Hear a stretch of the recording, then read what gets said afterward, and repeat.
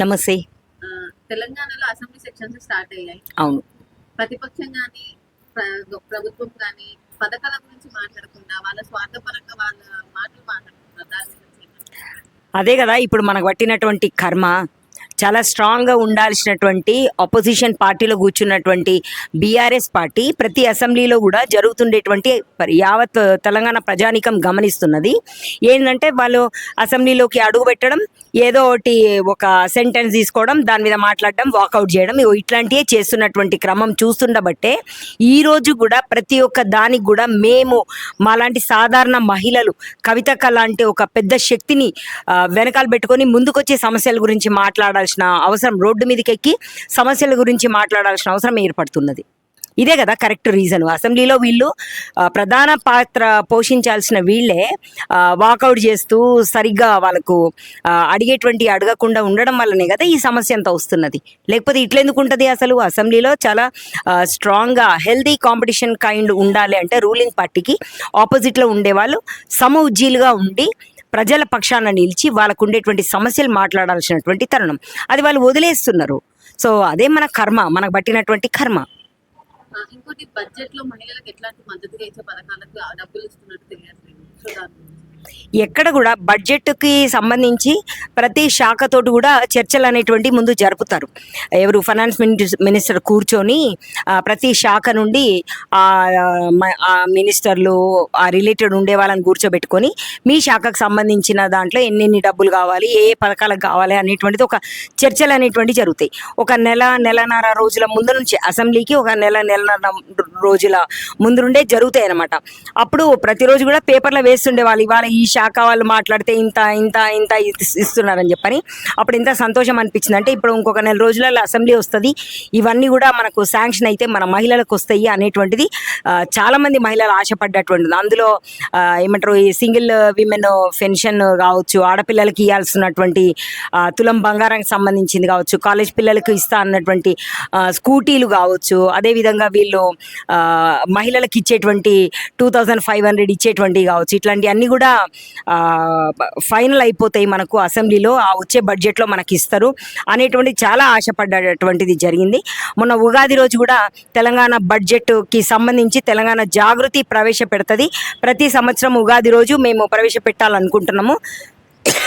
మనకు టోటల్గా ఇంత బడ్జెట్ ఉంటే ఇంత బడ్జెట్లో ఏ ఏ శాఖకు మనం ఎంతెంత పెట్టచ్చు అనేటువంటిది చాలా మైక్రో లెవెల్గా డిస్కషన్స్ పెట్టి సమావేశాలు జరిపి కవితక్క గారు కూడా టోటల్గా మనకు ఉండేటువంటి 300 కోట్ల బడ్జెట్, 300 చిల్లర వేల కోట్ల బడ్జెట్కి ఏ విధంగా అయితే సెగ్రిగేట్ చేస్తే మనకు సరిపోతుందో, ఇంకా అదనంగా మనకి ఎంత డబ్బులు మళ్ళీ మిగిలిపోతాయో, అంటే ఉండేటువంటి మన సీఎం గారికి కావచ్చు పెద్దలకు సమర్పించేందుకు ఉంటాయి అనేటువంటి దిశగా కూడా అంత క్లారిటీగా చెప్పి ఉన్నారు.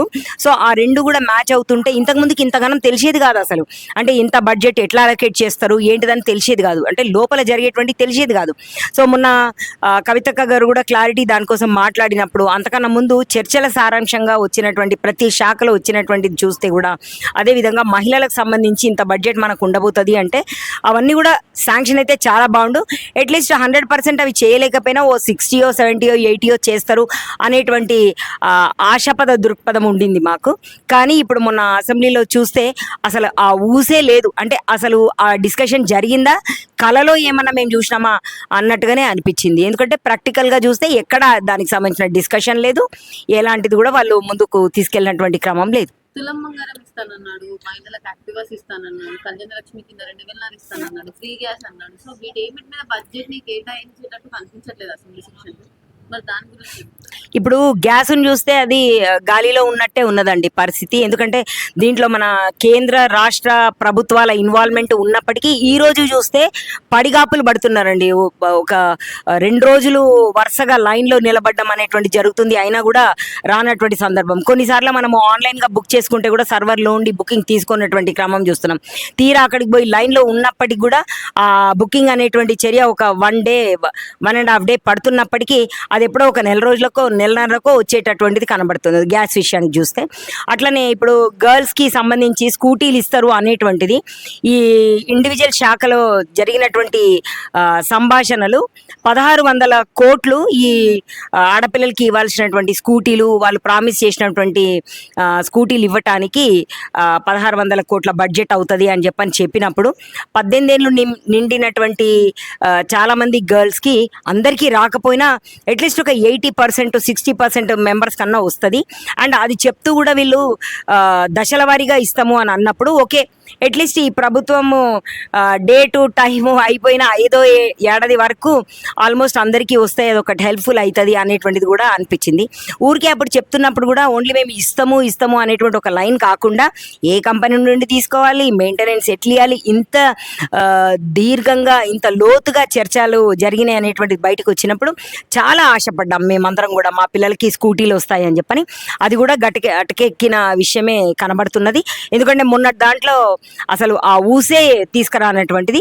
అట్లనే మహిళల పెన్షన్లు, ఆ పెన్షన్లకు సంబంధించి కూడా పాత గవర్నమెంట్ ఇచ్చేదానికన్నా కూడా మేము ఎక్కువ ఇస్తాము అని చెప్పని మహిళలు మోసం చేసి మోసపూరితమైనటువంటి మేనిఫెస్టోలో పెట్టుకున్నటువంటి విషయాలు, అదే ప్రియాంక గాంధీని దోలుకొచ్చి చెప్పినటువంటి విషయాలు, ఇవన్నీ చూసి అప్పుడు నిజమే కావచ్చు మార్పు అనేటువంటిది ఇట్లా వస్తుందేమో. ఎందుకంటే మన తోటి మహిళనే కదా ప్రియాంక గాంధీ కూడా. ఇన్ని రోజులు వాళ్ళు ఎక్కడ కూడా ప్రాపర్గా ప్రభుత్వము అనేటువంటిది లేదు కదా వాళ్ళ కాంగ్రెస్ ప్రభుత్వం. ఇప్పుడన్నా మన దగ్గర ఏమన్నా చేస్తారేమో కాంగ్రెస్ని గెలిపిస్తే అనేటువంటి ఆశతోటి చాలామంది మహిళలు, చాలామంది ప్రజానికం వారికి ఓట్లేసి గెలిపించినటువంటిది కూడా అది ఉత్త ఎండిన వ్యవహారం లాగానే కనబడుతున్నది. మహిళల పెన్షన్లకు సంబంధించి కూడా ఎలాంటిది కూడా జరిగినటువంటిది మనకు కనిపించలేదు. ఓకే అండి, ఓవరాల్ గా పింఛన్లు కూడా ఇవ్వట్లేదు. అంటే పిల్లలకి వీళ్ళకి కాకుండా స్టూడెంట్స్ కాకుండా అట్లీస్ట్ వృద్ధులకు అయినా సరే పింఛన్లు ఇవ్వాలి కదా ప్రభుత్వం, వృద్ధులను కూడా పట్టించుకోవట్లేదు. దాని గురించి అక్కడ కూడా చాలా బాధ అనిపిస్తుంది. అంటే గత ప్రభుత్వము 2 దఫాలు ఉండేటప్పుడు కూడా కంపల్సరీగా వృద్ధులకు పెన్షన్ అనేటువంటిది అందింది. కొడుకులు సరిగా చూసుకోకపోయినా కనీసం వాళ్ళకు ఒక సెల్ఫ్ రెస్పెక్ట్గా, ఒక బలంగా, అంటే కేసీఆర్ లాంటి ఒక పెద్ద కొడుకు మందుల కన్నా వచ్చే డబ్బులు ఇస్తున్నాడు అనేటువంటి తృప్తి చాలామంది వృద్ధుల్లో ఉండేటువంటిది. ఇప్పుడు అట్లాంటిదంతా లేదు. ఇదంతా ఇక గడిచిపోయిన కాలం, ఎప్పుడో అట్లా వచ్చింది, ఇప్పుడంతా ఎండాకాలం వచ్చింది, చేపలాగా మేము కూడా బయటపడ్డామని బాధపడుతున్నటువంటి పెద్దమ్మలు, పెదనాయనలను మనము చూస్తున్నటువంటి క్రమం చాలా దుఃఖం అనిపిస్తుంది వాళ్ళని చూస్తుంటే కూడా. ఇంతకు ముందుకు నెల తిరిగే వరకల్లా 1 నుంచి 3వ తారీఖు లోపల వాళ్ళకు బ్యాంకులలో డబ్బులు పడేటి, వాళ్ళకు మెసేజ్లు వచ్చేటి. మేము అటు ఇటు తిరుగుతున్నప్పుడు కూడా మమ్మల్ని ఆ మెసేజ్లు చూపించుకుంటూ పైసలు పడ్డాయని చెప్పని వాళ్ళు ఏటీఎంల కాడ కూడా హెల్ప్ తీసుకునేటువంటి జరుగుతుంది. ఇప్పుడు అది కూడా లేదు. పాపం వాళ్ళు కూడా చాలా డిసప్పాయింట్గా ఉన్నారు. ఏ ఒక్క వర్గం వాళ్ళు కూడా హ్యాపీగా ఉన్నారు అనేటువంటిది లేదు. అటు రైతులు కావచ్చు, ఇటు యువత కావచ్చు, ఇటు అమ్మాయిలు కావచ్చు, ఇటు వృద్ధులు కావచ్చు, ఇటు మహిళలు కావచ్చు, ఏ వర్గానికి సంబంధించినటువంటి విషయాలు తీసుకున్నా ఇగో ఇట్లా ఏమంటారు, కడుపులో నుంచి తన్నుకొస్తున్న దుఃఖమే కనబడుతుంది కానీ రియాలిటీగా ఏం జరగట్లేదు. ఓవరాల్ గా రేవంత్ రెడ్డి గారికి జాగృతి తరఫున మీరు ఏం చెప్తారు? ఒకటే చెప్తున్నాము, ఇప్పుడైనా ఊరికే మాటల వరుసకు ఏందేందో మాట్లాడుతున్నాడు. మొన్న ఎప్పుడో ఆయన మాట్లాడుకుంటూ ఒక రీల్లో చూసినాము. ఏమంటున్నాడు ఆయన, మీరందరూ తిడతా ఉంటే అవి నాకు దీవెనలు అయితే అని చెప్పని ఒక కాడ అంటున్నాడు. నేను ఒక ఏమంటారు షాడిస్టిక్ ఆనందం పొందుతున్నా అని చెప్పని అన్నాడు. అంతకుముందుకు మీకు అందరికి డబ్బులు ఇవ్వాలంటే డబ్బులే లేవు అని అన్నాడు. నేను గుడికాడికి పోతే కూడా ఈ చెప్పులు ఎత్తుకపోనికి వచ్చిండా అని అంటున్నారు అన్నాడు. ఇన్ని విధాలు ఆయన చెప్తుంటే ఒకటి ఏమనుకుంటున్నామంటే మేమంతా కూడా పిచ్చిగా నమ్మినాము. అంటే ఇంతకు ముందుకు ఉండేటువంటి కాంగ్రెస్ చేసిన దానిలలో కనీసం మార్పు అని ఏదన్నా కొంచెమన్నా బెనిఫిట్ తీసుకొస్తాడేమో అనేటువంటిది అనుకున్నాం. కానీ ఈయనలాగా మొత్తం తెగించి అన్నిటికీ ఇగనామం చూపించి వీపు చూపించే రకం అని చెప్పని ఇంకో ఇప్పుడు తెలుస్తున్నది. ఇక ఆయన కోసం సపరేట్గా మనం సర్టిఫికేట్ ఇచ్చేది ఏం లేదు. చిన్న పిల్లల కాడికెళ్ళి పెద్ద వృద్ధుల వరకు కూడా ఏ ఒక్కరి విషయం తీసుకున్నా కూడా ఎవరు హ్యాపీగా లేరు. ఇప్పుడు ఆయన ఒక మాట చెప్పుకుంటూ ఓసారి రీళ్ళల్లో కూడా స్పీచ్లలో కూడా 10 ఏళ్ళు ప్లస్ బోనస్గా కూడా నాకు అవకాశం దక్కుతుంది అని చెప్పినాడు. ఆశపడడంలో తప్పలేదు, కానీ నువ్వు ఇక్కడ ఏమన్నా పని చెయ్యి, ఏ ఒక్క వర్గాన్నన్నా కూడా నువ్వు దగ్గర తీసుకున్నటువంటి చెయ్యి. కానీ నువ్వు నీ బంధువులకు సంబంధించినవి, నీ మినిస్టర్లకు సంబంధించినటువంటి బాగోగులే చూస్తున్నావు, కానీ నార్మల్గా ఉండేటువంటి ప్రజానీకాన్ని నువ్వు పట్టించుకుంటలేవు. ఓన్లీ నీ మినిస్టర్లో నీ ఇంటోల్లో ఓటేస్తే నీవు గెలవలేదు. ఇగో మాలాంటి ఎంతో మంది తెలంగాణలో తెలంగాణలో ఉండేటువంటి వాళ్ళు సబ్బండ వర్గాలకు సంబంధించిన వాళ్ళు మార్పు కోరుకున్నారు కాబట్టే మీరు ఈ 5 ఏళ్లలో ఆ గద్దె దక్కించుకునే అవకాశం మీకు దొరికింది. అట్లీస్ట్ ఈ టైంలో అన్న ఆల్మోస్ట్ ఒక ఫస్ట్ టర్మ్లో మీకు 50% డేస్ అయిపోయినాయి. అట్లీస్ట్ ఈ 50% డేస్లో ఏ ఒక్క వర్గానికన్నా కూడా సపోర్టివ్గా ఉండి నీవు ఇచ్చిన మేనిఫెస్టోలలో నేను ఇవి చేసిన అని చెప్పుకునేటందుకన్నా నెక్స్ట్ వచ్చిన ఎలక్షన్లలో నేను ఇవి చేసిన అని చెప్పేటందుకన్నా ఉండాలి అని కోరుకుంటున్నాం. 6 గ్యారెంటీలు అని అందులో ఒకటి ఫ్రీ బస్సు పెట్టిండ్రు. ఫ్రీ బస్సు కోసం కూడా ఈరోజు ఏ మహిళలను అడిగినా మాకు గొడవలు తప్ప బస్సులో మాకు సాటిస్ఫాక్షనే లేదు. మొదట్లో పెట్టినప్పుడు 1 నెల రోజులు మేము ఆనందించినాము, 7 కంటే అడిగిపోవచ్చు అని, కానీ మొత్తం ఇల్లు వదిలిపెట్టి తిరిగేటువంటి నేపథ్యం కాదు కదా. మన పెంపకాలు మనము పెరిగినటువంటి సందర్భాలు అవి కాదు కదా.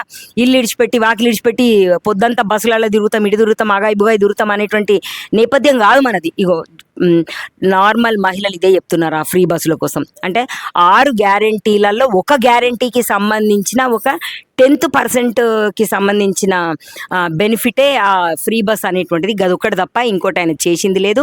అండ్ ఆ ఒక్కటి చేసిన దాంట్లో కూడా ఏ ఒక్క మహిళ కూడా సంతోషంగా లేదు.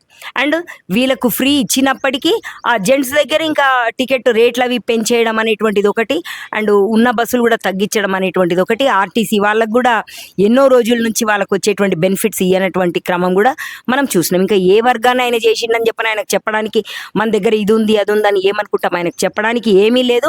ఆయనదైనని గొయ్యి తవ్వుకుంటున్నాడు, మెల్లమెల్లగా అవుతున్నాడు. మళ్ళీ ఇంకోసారి కాంగ్రెస్ అనేటువంటిది నమ్మకుండా ఇది కాంగ్రెస్ కాదు స్కామ్గ్రెస్ అనే విధంగా ఆయన పేరు తెచ్చుకుంటున్నాడు. ఇలా సపరేట్గా ఆయనకు చెప్పేటువంటిది ఎలాంటి విషయమూ లేదు.